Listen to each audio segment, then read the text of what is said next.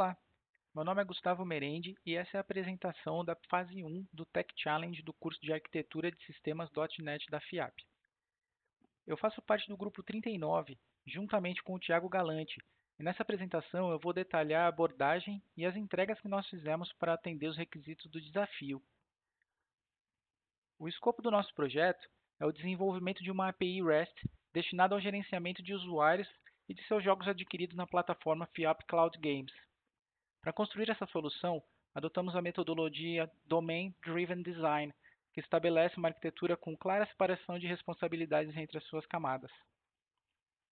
Iniciamos o processo de modelagem através da técnica de Event Storming, construído na ferramenta Miro, com o objetivo de mapear e compreender os fluxos de domínio relacionados aos usuários e jogos.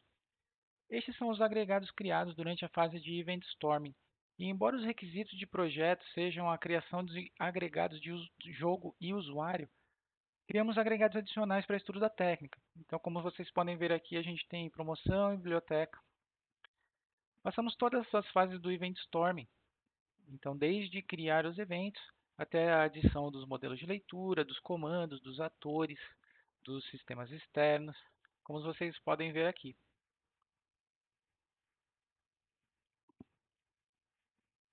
Nosso projeto está em um repositório público de GitHub, que possui um documento com README completo, que detalha os objetivos, as tecnologias empregadas, bem como instruções detalhadas de como rodar nosso projeto.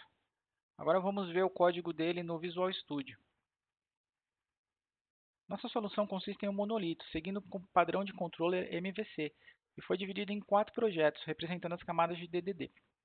O primeiro projeto é o API, e é um ponto de entrada de sistema. Ele contém o controller, um filtro que permite que o Swagger mostre os enumerators, contém os middlewares de log de erros e contém as queries de GraphQL. O projeto Application, ele coordena as ações e o fluxo da aplicação. Ele contém o serviço de aplicação que orquestra as operações. Nos comandos, é possível validar os dados de entrada e os serviços vão gerenciar todas as transações. O projeto Domain é o coração da nossa solução e ele contém as regras de negócio essenciais, como as entidades, agregados, objetos de valor, serviços de domínio e as interfaces do repositório. Esse projeto é totalmente independente, não tem conhecimento dos outros projetos. O projeto Infrastructure, ele lida com os detalhes técnicos, como o acesso ao banco de dados, a implementação dos repositórios, as configurações de DB Context, configurations e migrations do Entity Framework. E ele também possui serviços auxiliares, para gerar hash de password, para gerenciar os logs, para gerenciar a própria autenticação do software. Para criar a nossa base de dados, as tabelas e alguns dados que a gente já colocou no Migration aqui para ajudar a gente a testar os softwares, nós vamos rodar aqui os comandos de update de script migration e de update database. Com isso, a nossa tabela, a nossa base de dados é criada, bem como as nossas tabelas dentro da base de dados. A gente pode ver aqui que temos já a biblioteca de jogos, nós temos os jogos, os usuários e já criamos dados dentro dessas tabelas para poder testar o software. Nós vamos rodar a nossa aplicação.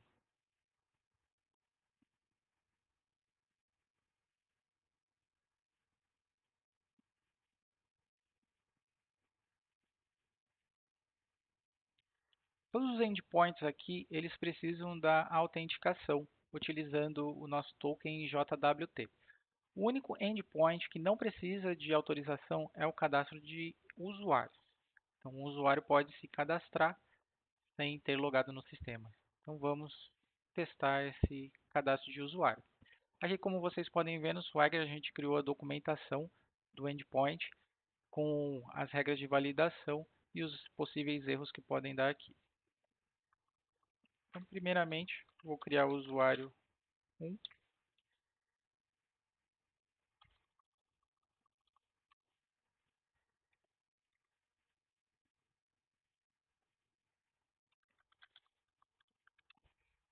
E vou rodar.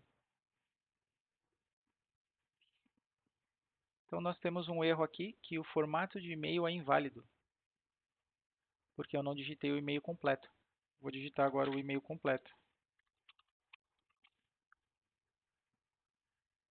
Agora temos que a senha deve conter letra maiúscula, minúscula, número e caractere especial. Vamos colocar uma letra maiúscula. Ainda o mesmo erro. Uma letra minúscula. Mesmo erro. E um caractere especial. Agora ele deu outro erro, dizendo que já existe um usuário cadastrado com o e-mail user1@fcg.com. Isso está acontecendo porque a gente já cadastrou um usuário com esse e-mail previamente usando Migration. Aqui, ó, user1fcg.com.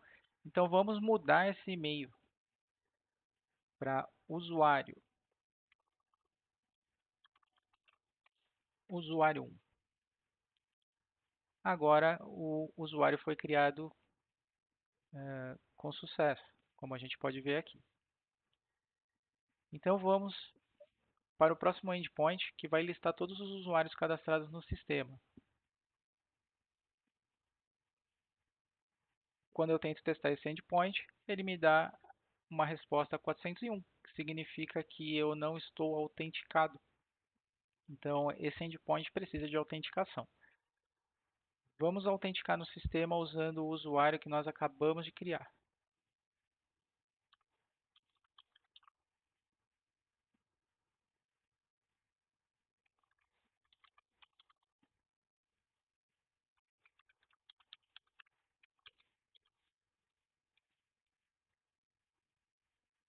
Eu digitei o e-mail errado propositalmente e ele deu o erro nome de usuário inválido.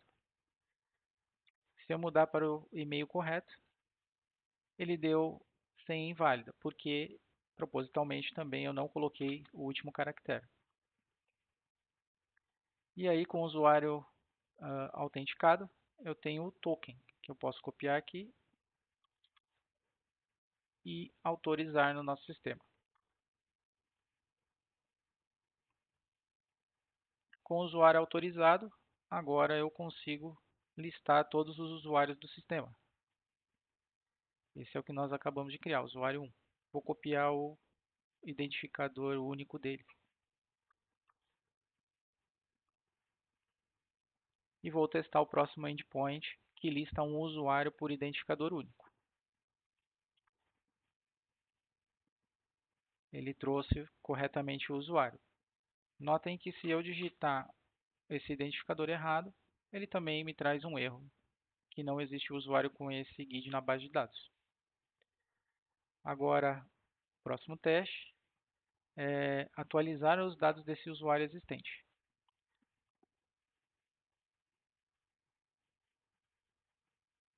Então eu vou colar aqui o guide que eu já copiei, vou digitar o nome do usuário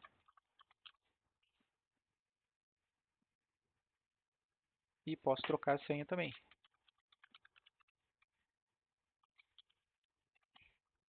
Aqui nós temos nível de acesso e status.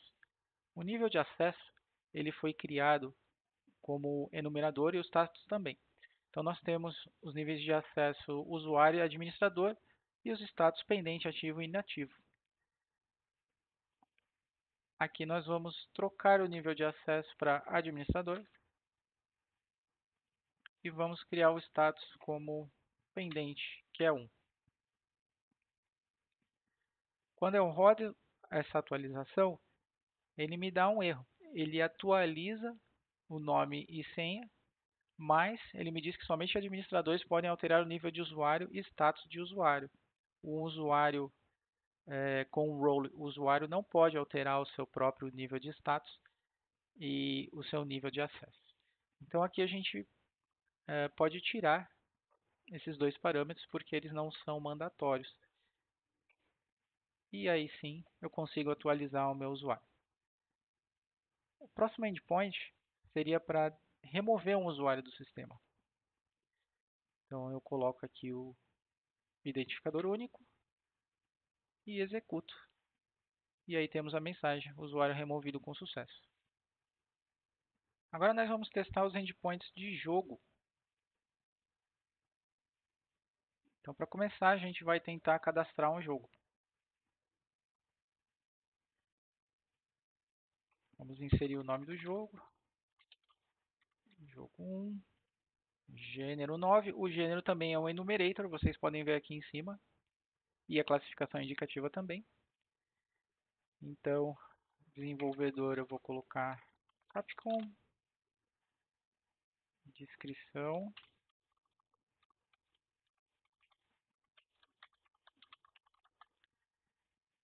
e o preço.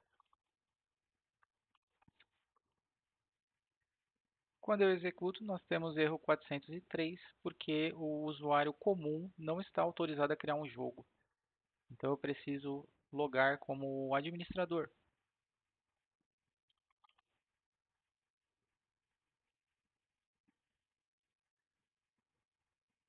Logando como administrador, aí nós temos a autorização para criar o jogo.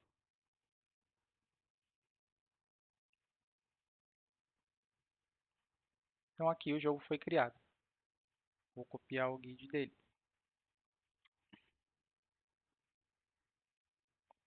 Próximo endpoint é listar todos os usuários, já testamos. Temos um endpoint para listar por identificador único. Aqui está.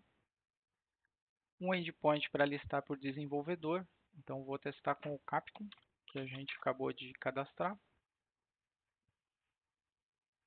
Aí está nosso jogo 1. E podemos listar por gênero. Eu vou tentar aqui listar com o gênero 9, que é a simulação. Próximo endpoint é para modificar um jogo existente.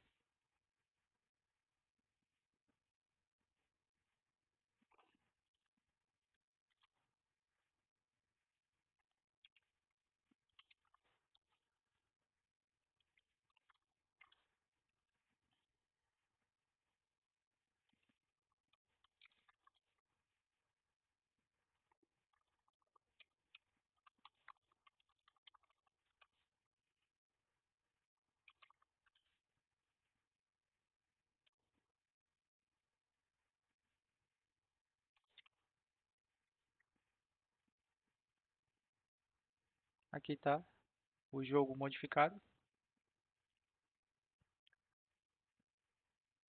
E deletar o jogo.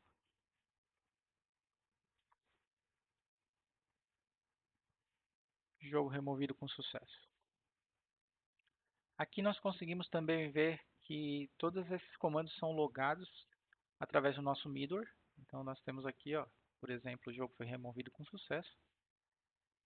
E também nós criamos o GraphQL aqui, onde nós podemos fazer as queries dinâmicas.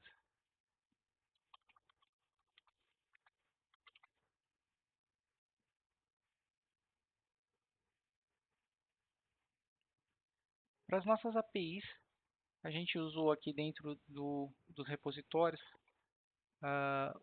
o Dapper para as queries, para trazer os dados. E para escrever os dados, a gente usou o próprio Entity Framework. Por último, nós criamos uma aplicação de testes aqui embaixo, onde nós criamos testes unitários para aplicação e domínio. Então aqui dentro nós temos serviços e temos as entidades. Então nós podemos rodar esses testes por aqui. Vamos parar nossa aplicação e rodar os testes.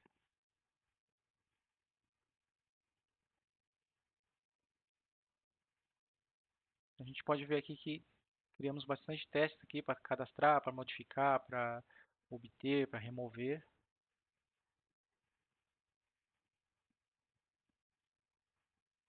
E é isso. Espero que eu tenha mostrado todas as funcionalidades e até breve. Obrigado.